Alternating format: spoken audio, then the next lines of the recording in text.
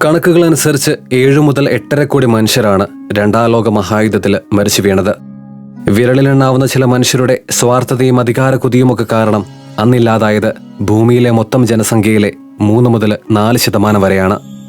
അന്ന് അരങ്ങേറിയ ക്രൂരതകളെ പിന്നീട് പല സംവിധായകർ സിനിമകളും ഡോക്യുമെന്ററീസും ഒക്കെ ആയിട്ട് പുറത്തിറക്കിയിട്ടുണ്ടെങ്കിലും അവയിൽ ചിലത് കാലങ്ങൾക്കപ്പുറവും ഒരു നോവും ഓർമ്മപ്പെടുത്തലുമായിട്ട് നിലനിൽക്കുന്നവയാണ്.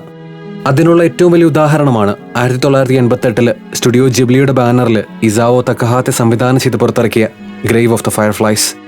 ഇതുവരെ ആനിമേ സീരീസുകളോ സിനിമകളോ കാണാത്തവര് ആദ്യമായിട്ട് ഇതൊക്കെ കണ്ടു നോക്കുമ്പോൾ ഇവയ്ക്ക് കാർട്ടൂണുമായിട്ട് സാമ്യമുണ്ടെന്ന് തോന്നുമായിരിക്കും.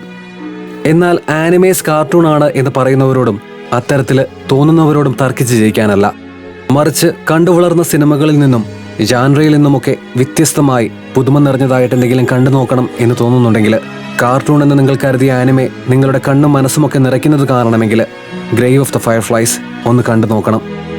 നിഷ്പക്ഷമായിട്ട് മുൻധാരണകളെയൊക്കെ മാറ്റി നിർത്തി ഒരു സിനിമ ആസ്വദിക്കുന്ന വ്യക്തി എന്ന നിലയിൽ ഈ ആനിമേ ഫിലിം കണ്ടു കഴിഞ്ഞാൽ ചിലപ്പോൾ നിങ്ങൾ എന്നെ വെറുക്കും. ഈ സിനിമ കാണാൻ പറഞ്ഞതിൻ്റെ പേരിലും അത് നൽകിയ വേദനയുടെ പേരിലും. വിങ്ങുന്നൊരു ഹൃദയവുമായിട്ട് നിങ്ങൾ എന്നെ പഴിച്ചാലും ഇതിൻ്റെയെല്ലാം അവസാനം ആനിമേ കാർട്ടൂൺ അല്ല എന്ന് നിങ്ങൾ തിരിച്ചറിയും. രണ്ടാം ലോക മഹായുദ്ധത്തിൻ്റെ അവസാന നാളുകളിൽ ജീവിക്കാനായിട്ട് ജപ്പാനിൽ ജീവിത യാഥാർത്ഥ്യങ്ങളോട് മല്ലിടുന്ന 2 സഹോദരങ്ങൾ, സെയ്തയും അവൻ്റെ കൊച്ചു സഹോദരിയായ സെറ്റ്സുകോയും.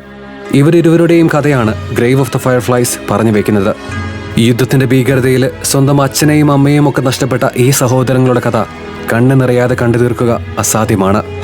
യുദ്ധങ്ങൾ വരുത്തിവെക്കുന്ന ബ്രൂട്ടാലിറ്റിയെക്കുറിച്ചും അവയിൽ കത്തിയമരുന്ന നിഷ്കളങ്കരായ ഹതഭാഗ്യരായ മനുഷ്യരുടെ ജീവിതങ്ങളെക്കുറിച്ചുമൊക്കെ പ്രതിപാദിക്കുന്ന ഈ സിനിമ യുദ്ധങ്ങൾക്കായി മുറവിളി കൂട്ടുന്ന മനുഷ്യർക്കും അധികാരം തലയ്ക്ക് പിടിച്ച നേതാക്കന്മാർക്കുമൊക്കെ ഒരു മുന്നറിയിപ്പ് കൂടിയാണ്. അതിശക്തമായ വിഷ്വൽ സ്റ്റോറി ടെല്ലിങ്ങും അതിൻ്റെ മാറ്റുകൂട്ടുന്ന മനോഹരമായിട്ടുള്ള ബാക്ക്ഗ്രൗണ്ട് സംഗീതവും ഈ സിനിമയുടെ കഥ പോലെ തന്നെ എടുത്തു പറയേണ്ട 2 ഘടകങ്ങളാണ്. One of the greatest war film എന്ന് സിനിമാ നിരൂപകരടക്കം വാഴ്ത്തുന്ന ഗംഭീര റേറ്റിംഗ്സ് ഉള്ള ഗ്രേവ് ഓഫ് ദ ഫയർഫ്ലൈസ് നിങ്ങൾ കണ്ടിട്ടുണ്ടോ? ഉണ്ടെങ്കിൽ ഈ സിനിമയെക്കുറിച്ചുള്ള അഭിപ്രായം കമന്റ് ബോക്സിൽ അറിയിക്കാൻ മറക്കരുത്.